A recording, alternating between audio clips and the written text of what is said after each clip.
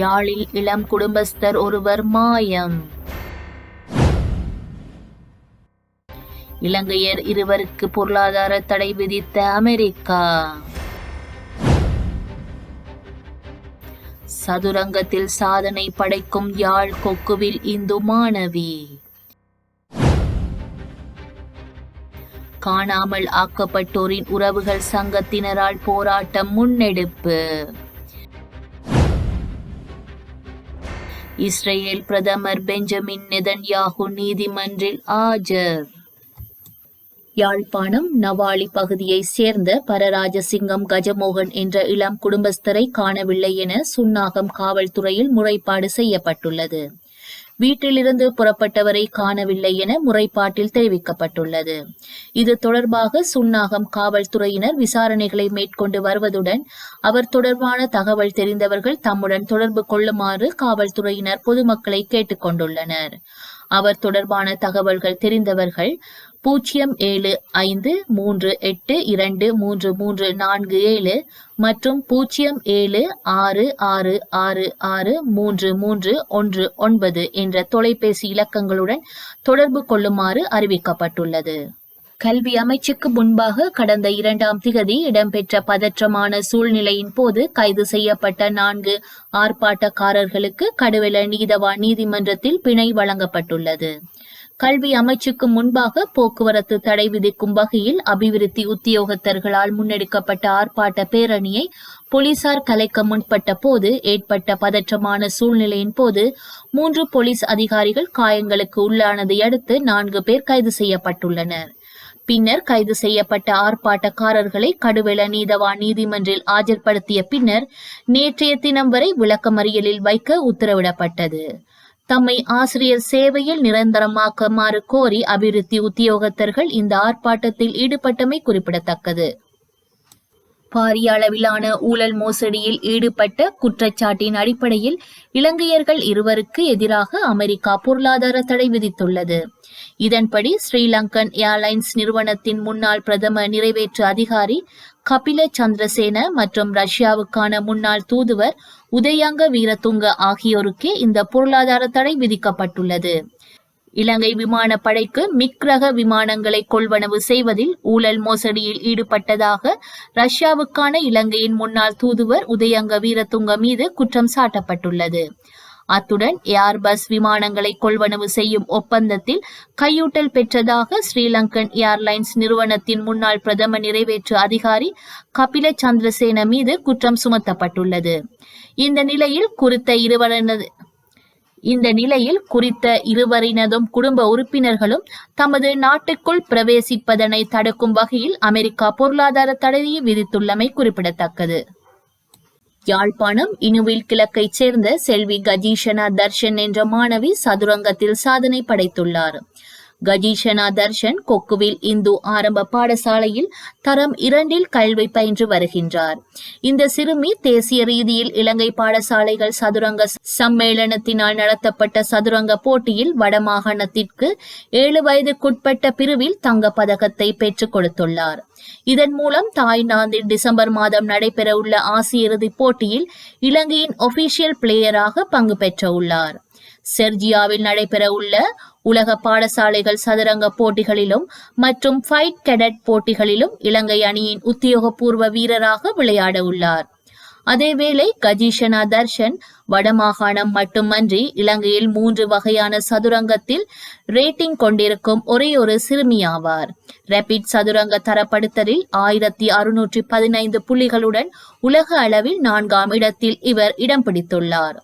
கஜீஷனா தர்ஷன் இலங்கை ரீதியில் battle of mind இல் champion பட்டம், 9 வயதுக்குட்பட்ட பெண்கள் குழு போட்டியில் போர்ட் சாம்பியன் 2024 வலய மாவட்ட மாகாண போட்டிகளிலும் முதலிடம் பெற்றவர் ஆவார். சர்வதேச மனித உரிமைகள் தினத்தை முன்னிட்டு வடக்கு கிழக்கு மாகாணங்களில் நேற்றைய தினம் வெளிந்து காணாமல் ஆக்கப்பட்டோரின் உறவினர்களின் சங்கத்தினர் போராட்டங்களை முன்னெடுத்திருந்தனர்.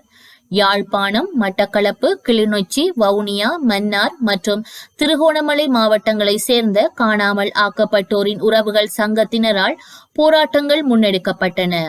கடந்த 15 வருட காலமாக ஏமாற்றப்பட்டு வரும் தங்களுக்கு நீதி நிலைநாட்டப்பட வேண்டும் என அவர்கள் இதன்போது வலியுறுத்தியுள்ளனர். காணாமல் ஆக்கப்பட்டோரின் விடயத்தில் சர்வதேச நீதி பொறிமுறை அவசியமாகும் எனவும் காணாமல் ஆக்கப்பட்டோரின் உறவினர்கள் சங்கத்தினர் வலியுறுத்தியுள்ளனர்.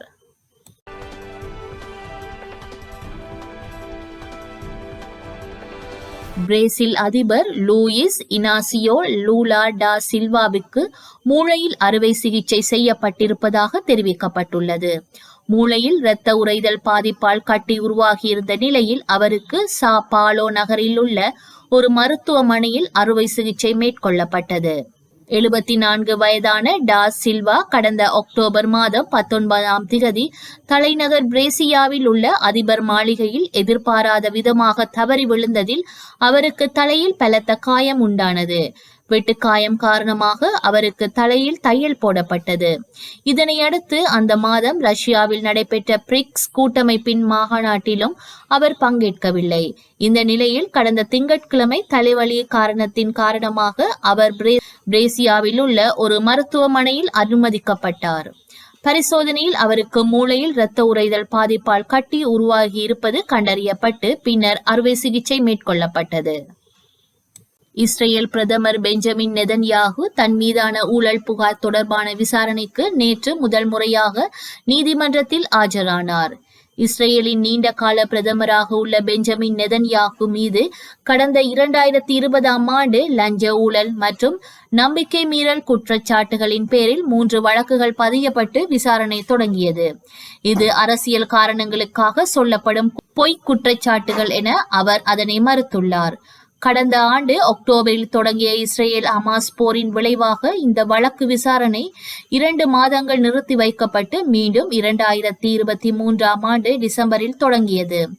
நெதன்யாகு மற்றும் இஸ்ரேல் பாதுகாப்புத்துறை அமைச்சர் யாவ் காலண்ட் மீது சர்வதேச குற்றவியல் நீதிமன்றம் 2023 அக்டோபர் 8ஆம் திகதி முதல் 2024ஆம் ஆண்டு மே 20ஆம் திகதி வரை செய்த போர் குற்றங்கள் தொடர்பாக கைது செய்ய ஆணை பிறப்பித்திருந்தது.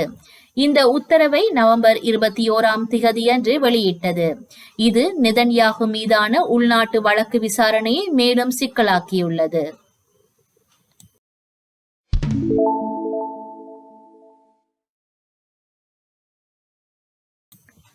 வங்கக்கடல் நிலவும் புயல் சின்னம் ஆழ்ந்த காற்றழுத்த தாழ்வு பகுதியாக வலுவடைந்தது. தென்கிழக்கு வங்கக்கடல் மற்றும் அதனையொட்டிய நிலநடுக்கோட்டையொட்டிய கிழக்கு இந்திய பெருங்கடலில் நிலவும் காற்றழுத்த தாழ்வு பகுதி மேற்கு திசையில் நகர்ந்து செவ்வாய்க்கிழமை காலை ஆழ்ந்த காற்றழுத்த தாழ்வு பகுதியாக வலுப்பெற்றுள்ளது. இது மேலும் மேற்கு வடமேற்கு திசையில் நகர்ந்து புதன்கிழமை இலங்கை மற்றும் தமிழக கடலோர பகுதியை நோக்கி நகரும். இதனால் புதன்கிழமை அதாவது டிசம்பர் 11ஆம் திகதி நாகை, மயிலாடுதுறை உள்ளிட்ட டெல்டா மாவட்டங்களில் மிக கனமழையாக பெய்ய வாய்ப்புள்ளதாக சென்னை வானிலை ஆய்வு மையம் தெரிவித்துள்ளது. வரலாற்றில் இன்று